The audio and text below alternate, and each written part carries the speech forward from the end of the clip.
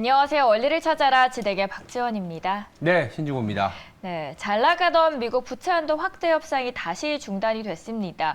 당초 주말 타결 전망에 안개가 끼면서 뉴욕 증시는 하락세로 반전한 건데요.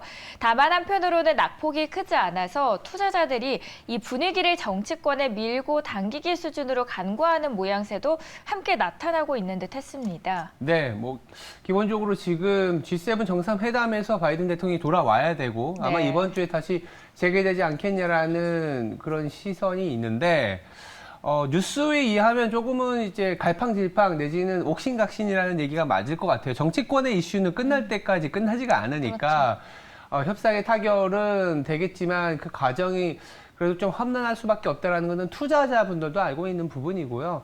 둘 다 이제 디폴트가 발생했을 때에 미칠 영향, 거기다가 그 충격에 대한 주인공, 그 원인 제공자는 되고 싶지 않기 때문에 디폴트는 없는 상태에서 예산안에 대한 조정이 아마도 이번 주 내지는 다음 주까지 어쩌면 계속 옥신각신할 수밖에 없는 그런 상황이다라고 볼 수밖에 없습니다. 네, 밀고 당기는 상황 속에서 어떤 이야기들이 오고 갔는지 저희 첫 번째 외신 키워드 통해서 보도록 하겠습니다. 화면으로 만나보시죠.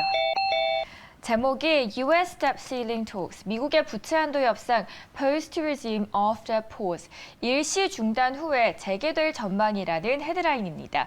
킥박스 저희 바로 만나보도록 하겠습니다.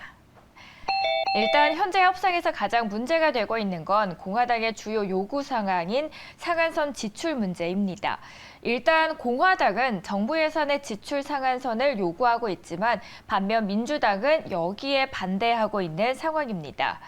결국 1시간 반쯤 동안 진행됐던 협상은 결렬이 됐고요. 20일에는 협상이 열리지 않게 됐습니다. 그림 하나 만나보도록 할까요? 케빈 메카시 하원 의장은 조 바이든 대통령이 G7 정상회담에서 돌아올 때까지 부채 협상은 없을 것이다 라고 말을 했습니다. 참고로 바이든 대통령은 21일 G7 일정을 마치고 귀국할 예정입니다. 그리고 또 한 번의 인물이 있었는데요. 다음 그림 보도록 하겠습니다. 주말 사이에 파월도 한마디를 했습니다. 결과적으로 정책 금리는 목표를 달성하기 위해서 더 많이 올릴 필요가 없을 수도 있다라고 밝힌 건데요. 다음 달 기준금리의 동결 가능성을 한편으로는 시사했다라고도 해석을 했습니다. 최근 은행들의 파산 여파로 신용 경색이 예상되는데 역설적이게도 금리를 더 올릴 필요성을 줄일 수 있다라는 설명인 듯합니다. 현재 부채 한도 협상의 과정과 파월의 발언을 비추어 봤을 때 오늘장 저희는 어떻게 대비를 좀 해보면 좋을까요?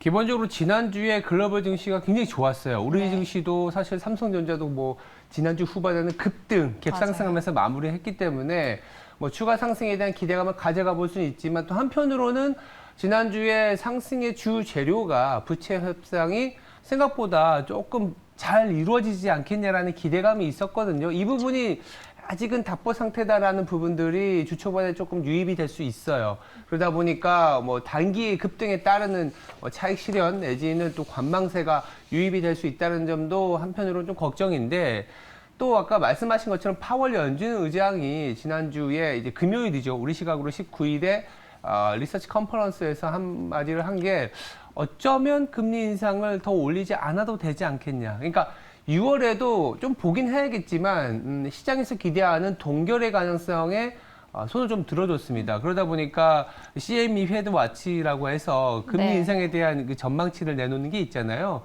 동결 가능성이 80% 이상, 85%까지 급상승했다는 점도 한편으로 시장에는 안전판으로서의 역할을 하고 있다라고 볼 수 있는데, 또 예런 재무장관이 얘기한 것처럼 지방은행의 문제 때문에 금리를 못 올린다라고 보면 이번 주에 나올 수 있는 지방은행과 관련된 이슈, 부채 한도와 관련된 이슈가 자꾸 시장의 어떤 상단을 누르는 요인은 될 수 있다.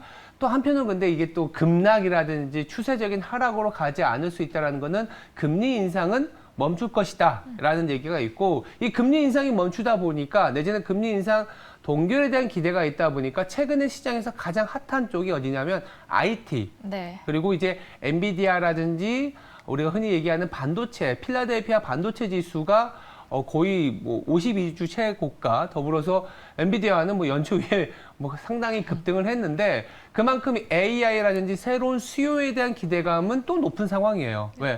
경기가 바닥을 돌고 있다 보니까 이제는 새로운 수요를 끌어갈 수 있는 주체가 어딘지에 대해서 관심을 갖고 있기 때문에 그렇다면 우리나라 시장에서는 또 IT가 버팀목이 될 수 있기 때문에 대형 수출주 중심으로 버팀목이 되면서 전체적으로는 종목이 좀 순환하는 장세지 않겠냐. 단기적으로는 지수는 조금은 상단이 막힐 수 있는 부채 한도 업상이라든지 지방은행 때문에 막히겠지만 대형 수출주가 버텨주면서 이제는 좀 중소형주가 조금 다른 업종 순환매의 대상이 되지 않겠냐. 이런 생각도 좀 가져봅니다. 네, 지난주에 부채 한도 협상에 대한 기대감 때문에 우리 시장에 또 좋은 소식들이 많았었는데 네. 그 소식은 조금은 사그라들었지만 그래도 파월의 이야기가 있었고 따라서 오늘 시작은 지수 상단이 다소 막힐 수는 있지만 중소형주 안에서의 순환매가 돌 수 있다라고 정리를 네. 해보도록 하겠습니다.